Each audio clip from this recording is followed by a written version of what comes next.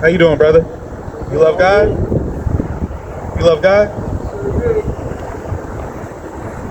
Can I give you one Bible verse? Listening. I'm gonna give you 1 John chapter 5 and verse 3. All right, let me get to it real quick. All right, it's the book of 1 John chapter 5 and verse 3. For this is the love of God, that we keep his commandments, and his commandments are not grievous. So, do you try to keep the commandments of the Lord? You try to, right? You know you're a Christian, right? Yes. Do you believe that we have to keep all the commandments, like all the Mosaic law? I'm gonna say yes, but without review or doubt, I'll say yes. All right, all praises, right? Have you ever heard that Blacks, Hispanics, and Native Americans are God's chosen people, that we're the Israelites of the Bible? I've heard it. You've heard that? What you think about it? Interpretation is a very touchy subject, so I don't know. So you disagree with it a little bit? I don't disagree with it. I don't necessarily because to say that is to exclude everyone else, right? God is all love. Why is exclusion?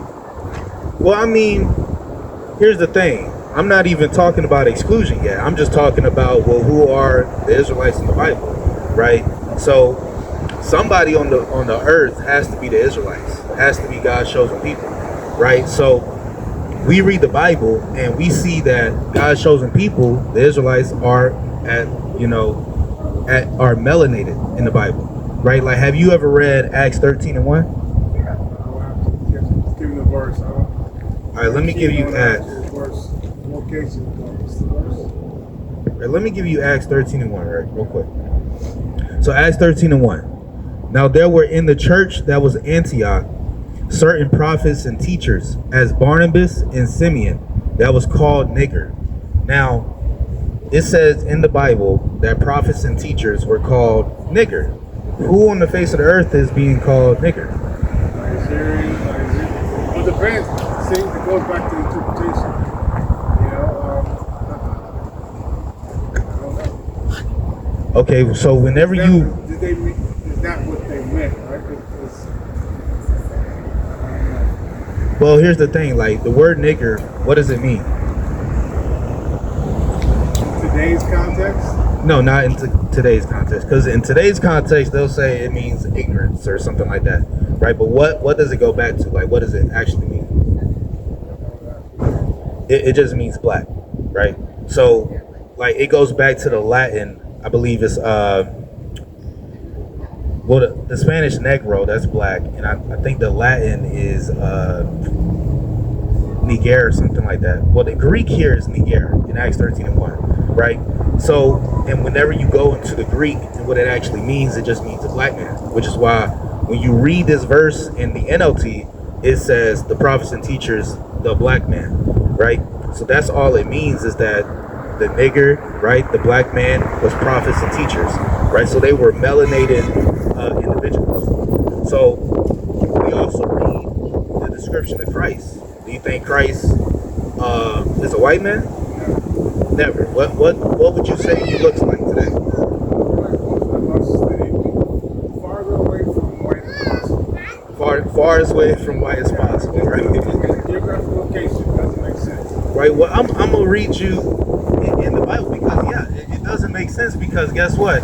He was mistaken as an Egyptian, or he hid in Egypt, right? How could he hide in Egypt where the ancient Egyptians were, if they were white, it doesn't make any sense. They were black, so he has to be a black man, right? So I'm gonna give you in the Bible though, Revelation chapter 1, and this is the revealing of Jesus Christ. You read verse 1 is the revealing of Jesus Christ.